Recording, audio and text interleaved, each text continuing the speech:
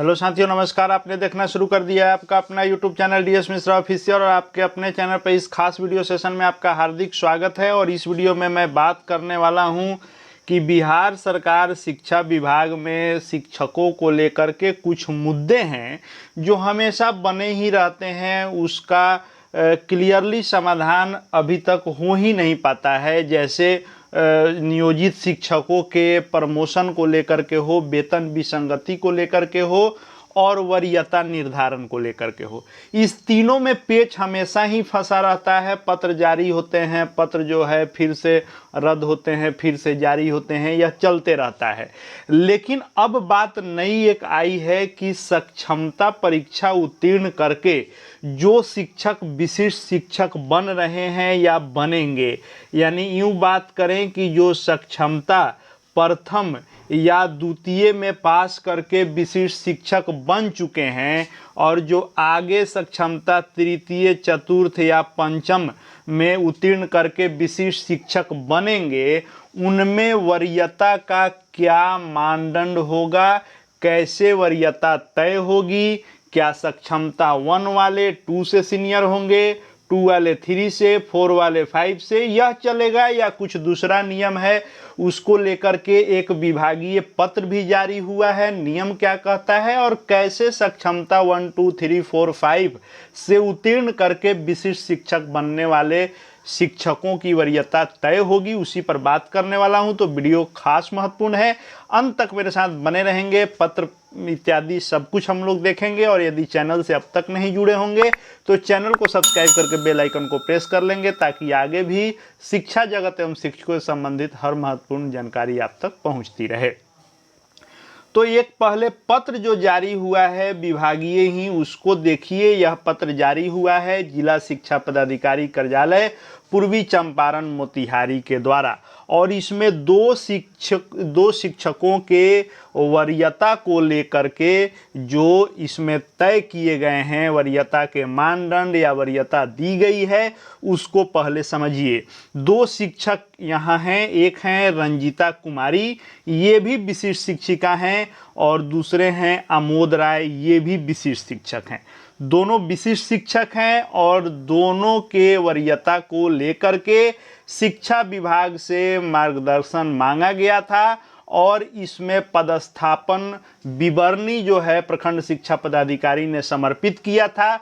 और इस सब के अवलोकन के पश्चात जिला कार्यक्रम पदाधिकारी स्थापना के द्वारा जो आदेश जारी किया गया है, उसको देखिए कि श्रीमती रंजीता कुमारी जो विशिष्ट शिक्षिका हैं, इनका प्रशिक्षित वेतनमान प्राप्त करने की तिथि 4/2/2013 है, क्योंकि ये 2010-12 सेशन में ट्रेंड हुई और 2013 में इनका जो है प्रशिक्षित वेतनमान प्राप्त हुआ। दूसरे जो शिक्षक आमोद राय हैं, ये भी विशिष्ट शिक्षक हैं और इनके प्रशिक्षित वेतनमान प्राप्ति की तिथि 31/3/2019 है, यानी ये बाद में ट्रेनिंग किए हैं।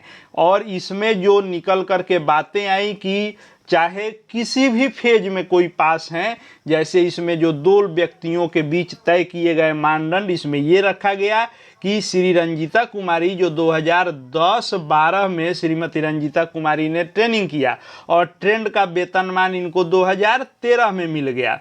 वहीं अगर इनकी बात करें आमोद राय की, तो ये ट्रेनिंग किए और इनका सेशन 17-19 था और 31 मार्च 2019 को इनका रिजल्ट आया, यानी जो इधर NIOS से ट्रेनिंग हुआ था उसका यह जिक्र है।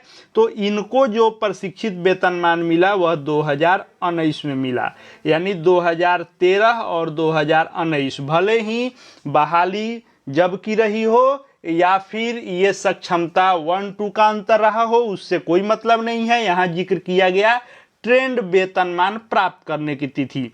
तो इन्होंने श्रीमती रंजीता कुमारी ने 2013 में ट्रेंड का वेतनमान पाया और आमोद राय ने 2019 में, और इसी को आधार बनाते हुए और पिछले पत्र का जो 809/2012 वाला पत्र है, उसका जिक्र किया गया। हालांकि अब यह पत्र के बाद विशिष्ट के नियमावली का भी हवाला यहाँ दिया जाएगा, तो सेम बात होगी। हालांकि 809 वाले इस कंडिका में दिया हुआ है कि जिनकी ज्वाइनिंग पहले होगी ट्रेंड के रूप में, उसमें भी दिया हुआ है, और विशिष्ट शिक्षक के रूप में भी क्या है उसको हम लोग आगे देखेंगे। लेकिन जो तय किया गया है कि जो शिक्षक पहले प्रशिक्षित वेतनमान प्राप्त कर रहे हैं वे बाद में प्रशिक्षण प्राप्त करने वाले शिक्षक से वरीय होते हैं। यानी जो ट्रेनिंग पहले किए, ट्रेंड का वेतन पहले पाए, वे सीनियर होंगे।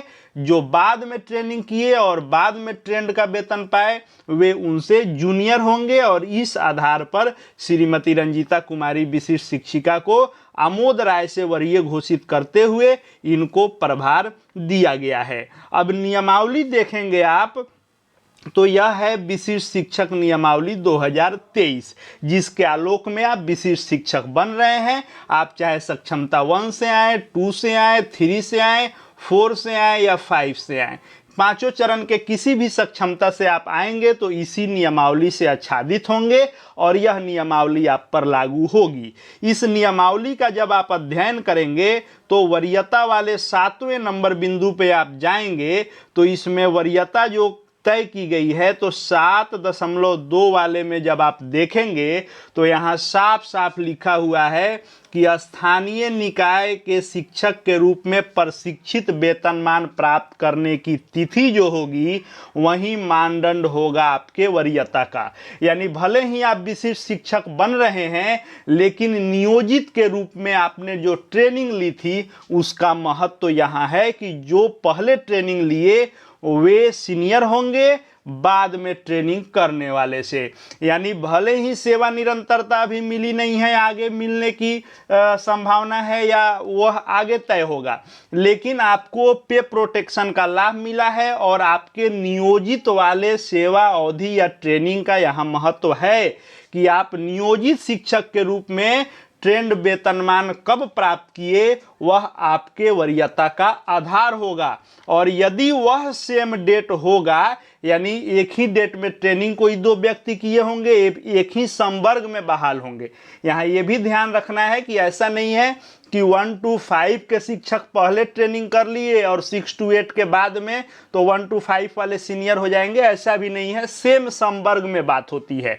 तो अगर यह सेम संवर्ग में दोनों डेट टकरा जाते हैं तब यहाँ देखा जाएगा कि उनकी जन्म तिथि यानी जो बड़े होंगे उम्र में उनको वहां प्राथमिकता दी जाएगी। यदि ट्रेंड वेतनमान की तिथि और जन्म तिथि दोनों टकरा जाए तो नाम के अंग्रेजी वर्णमाला के अनुसार यह तय होगा और इन सब में फिट नहीं बैठने पर मामला अलग होगा। ऐसा होता नहीं है। लेकिन अब आप यह सीधा मान करके चलिए कि नियम भी यही कहता है और पत्र इसी नियम के आलोक में कार्यालय जिला शिक्षा पदाधिकारी मोतिहारी के द्वारा निकला है।